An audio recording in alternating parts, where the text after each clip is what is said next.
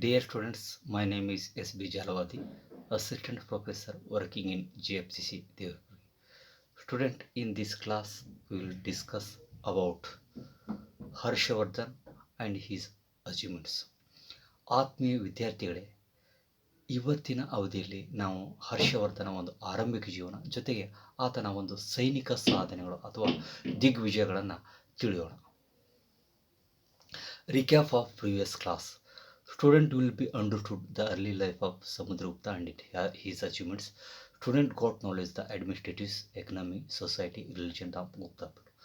ಆತ್ಮೀಯ ವಿದ್ಯಾರ್ಥಿಗಳೇ, ಹಿಂದಿನ ಅವಧಿಯಲ್ಲಿ ತಾವು ಈ ಸಮುದ್ರಗುಪ್ತನ ಒಂದು ಆರಂಭಿಕ ಜೀವನ, ಆತನ ಒಂದು ಸೈನಿಕ ಸಾಧನೆಗಳ ಜೊತೆಗೆ ಸಾಂಸ್ಕೃತಿಕ ಸಾಧನೆಗಳ ಕುರಿತು ಸಮಗ್ರವಾಗಿ ಮತ್ತು ವಿಸ್ತಾರವಾಗಿ ಅಧ್ಯಯನಿಸಿದ್ದಾರೆ.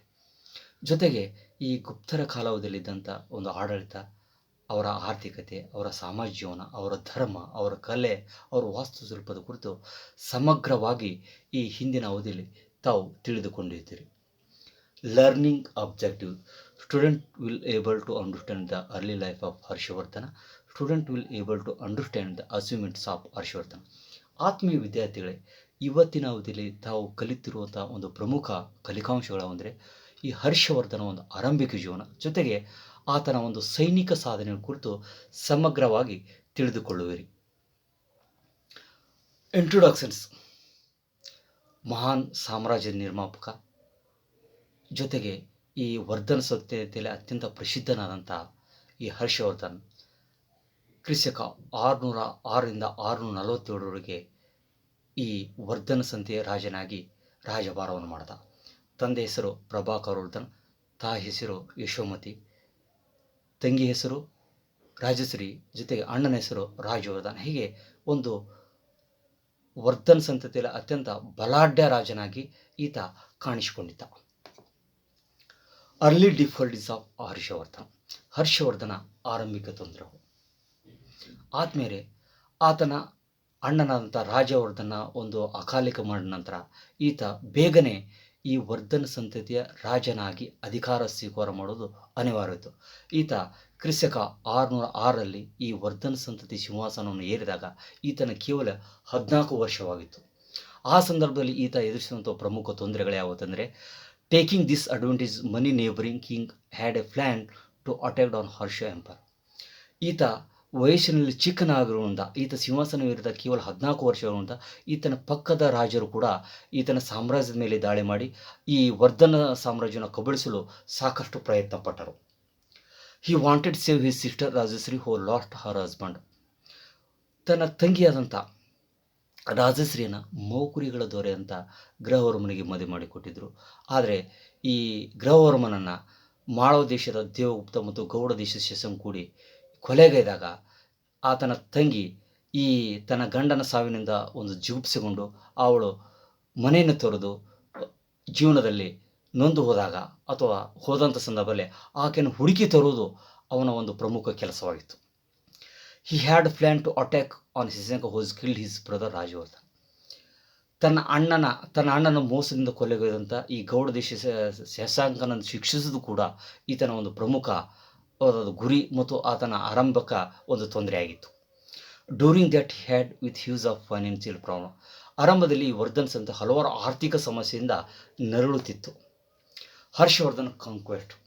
ಹರ್ಷವರ್ಧನ ದಿಗ್ವಿಜಯಗಳು. Harsha defeated Shashank of Bengal and save his sister. ಆದಮೇಲೆ ಹರ್ಷವರ್ಧನ ಕ್ರಿಸ್ತಕ 606ರಲ್ಲಿ ಈ ವರ್ಧನ ಸಂತತಿ ಸಿಂಹಾಸನವಿರಿದಾಗ ತಾನು ಮಾಡಿದ ಮೊದಲು ಕೆಲಸವೆಂದರೆ ತನ್ನ ಭಾವಮೈದನ ಕೊಲೆಗಾರನಂತ ಗೌಡ ದೇಶದ ರಾಜನಂತ ಈ ಶಶಾಂಕನನ್ನು ಶಿಕ್ಷಿಸಲು ತನ್ನ ಗೆಳೆಯನಂತ ಈ ಕಾಮರೂಪ ದೊರೆ ಭಾಸ್ಕರವನ್ನು ಕರೆದುಕೊಂಡು ಆತನ ಮೇಲೆ ದಾಳಿ ಮಾಡಿ ಆತನನ್ನು ಶಿಕ್ಷಿಸಿ ಬಂಗಾಳವನ್ನು ವಶಪಡಿಸಲು ಆತ ಒಂದು ಪ್ರಮುಖ ಪಾತ್ರವನ್ನು ವಹಿಸಿದ್ದು ಅಂತ ಹೇಳ್ಬೋದು. He occupied the entire north Indian including Bihar, Bengal, Orissa and east. ಆದಮೇಲೆ ಈ ಬಂಗಾಳವನ್ನು ವಶಪಡಿಸಿಕೊಂಡ ನಂತರ ನೆಕ್ಸ್ಟ್ ಆತ ಈ ಉತ್ತರ ಭಾರತದ ರಾಜ್ಯಗಳಂತ ಬಿಹಾರ್, ಬಂಗಾಳ ಮತ್ತು ಒರಿಸ್ಸಾ ರಾಜ್ಯಗಳನ್ನು ವಶಪಡಿಸಿಕೊಂಡು ತನ್ನ ಸಾಮ್ರಾಜ್ಯಕ್ಕೆ ಸೇರಿಸಿಕೊಂಡು ತನ್ನ ಸಾಮ್ರಾಜ್ಯವನ್ನು ವಿಸ್ತರಿಸುವಲ್ಲಿ ಪ್ರಮುಖ ಪಾತ್ರ ವಹಿಸಿದ. The conquered Punjab Sindh in the west and received the title of emperor 5 Indies. ಆದಮೇಲೆ ಮುಖ್ಯವಾಗಿ ಈತ ಉತ್ತರ ಭಾರತದ 5 ಇಂಡೀಸ್ಗಳನ್ನು ಹುಯೆನ್ ಸಾಂಗ್ನ ಪ್ರಕಾರ ಉತ್ತರ ಭಾರತ 5 ಇಂಡಿಜುಗಳನ್ನು ಗೆದ್ದ. ಅವು ಮುಖ್ಯವಾಗಿ ಯಾವಪ್ಪ ಅಂತಂದರೆ ಉತ್ಕಲ, ಕನ್ಯಕುಬ್ಜ, ಗೌಡ, ಸೌರಾಷ್ಟ್ರ ಮತ್ತು ಮಿಥಿಲಾ ಪ್ರದೇಶಗಳನ್ನು ವಶಪಡಿಸಿಕೊಂಡು ತನ್ನ ಸಾಮ್ರಾಜ್ಯಕ್ಕೆ ಸೇರಿಸಿದ. He also has friendly relations with the king of ಕಾಮರೂಪ and Sri Lanka. ಆದಮೇಲೆ ಇದರ ಜೊತೆಗೆ ಆತ ತನ್ನ ಸ್ನೇಹಿತ ಸಂಬಂಧವನ್ನು ಈ ಕಾಮರೂಪ ದೊರೆಯಾದ ಭಾಸ್ಕರನ ಜೊತೆಗೆ, ಅದರ ಜೊತೆಗೆ ಶ್ರೀಲಂಕಾದ ದೊರೆ ಜೊತೆಗೆ ಒಂದು ಆತ್ಮೀಯ ಸಂಬಂಧ, ಅದ್ರ ಜೊತೆ ಚೀನಾ ದೊರೆಯಾದಂಥ ತೈಚುಂಗ್ ತನ್ನ ರಾಯಭಾರಿನ ಕಳಿಸಿ ಅವ್ರ ಜೊತೆ ಒಂದು ಆತ್ಮೀಯ ಸಂಬಂಧವನ್ನು ಬೆಳೆಸಿಕೊಂಡು ಮುಂದೆ ಪರ್ಷಿಯ ಜೊತೆಗೆ ತನ್ನ ರಾಯಭಾರಿನ ಕಳಿಸಿಕೊಂಡು ಒಂದು ಆತ್ಮೀಯ ಸಂಬಂಧವನ್ನು ಉಳಿಸಿಕೊಳ್ಳೆ ಆತ ಒಂದು ಪ್ರಮುಖ ಪಾತ್ರ ವಹಿಸಿದಂಥ ವಿದ್ಯಾರ್ಥಿಗಳು. War against Pulakeshi two. ಆತ್ಮೀಯ ಈ ಹರ್ಷವರ್ಧನ ಮಾಡಿದಂಥ ಹಲವಾರು ಯುದ್ಧಗಳಲ್ಲಿ ಅತ್ಯಂತ ಪ್ರಮುಖವಾದಂಥ ಯುದ್ಧ ಈ ನರ್ಮದಾ ನದಿ ಕಳ. ಕ್ರಿಸ್ತಕ 634 ಕಾಲಾವಧಿಯಲ್ಲಿ ನಡೆದಂಥ ಯುದ್ಧ ಈ ಹರ್ಷವರ್ಧನ ಮತ್ತು ಪುಲಕೇಶಿ ನಡಬರಕಿನ ಒಂದು ಸಾಮರ್ಥ್ಯವನ್ನು ಪ್ರದರ್ಶಿಸುವ ಯುದ್ಧವಾಗಿತ್ತು.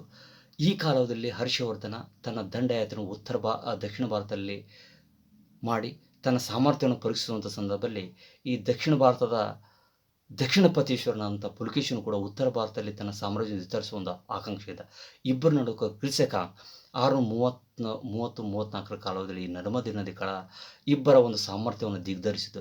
ಈ ಒಂದು ಯುದ್ಧದಲ್ಲಿ ಈ ಹರ್ಷವರ್ಧನ ಪುಲಕೇಶಿ ವಿರುದ್ಧ ಸೋತು ಆತನ ಒಂದು ಹರ್ಷ ಈ ಒಂದು ಯುದ್ಧದಲ್ಲಿ ಮಾಯವಾಯಿತು ಅಂತ ಹೇಳ್ಬೋದು ವಿದ್ಯಾರ್ಥಿಗಳು. ಹೀಗೆ ಇಬ್ಬರ ನಡಬರ್ಕೆ ನರ್ಮದಾ ನದಿಯು ಮುಖ್ಯವಾಗಿ ಇಬ್ಬರ ಸಾಮ್ರಾಜ್ಯ ಅಥವಾ ಗಡಿ ನಿರ್ಧರಿಸುವಲ್ಲಿ ಒಂದು ಪ್ರಮುಖ ಪಾತ್ರವಾಯಿತು.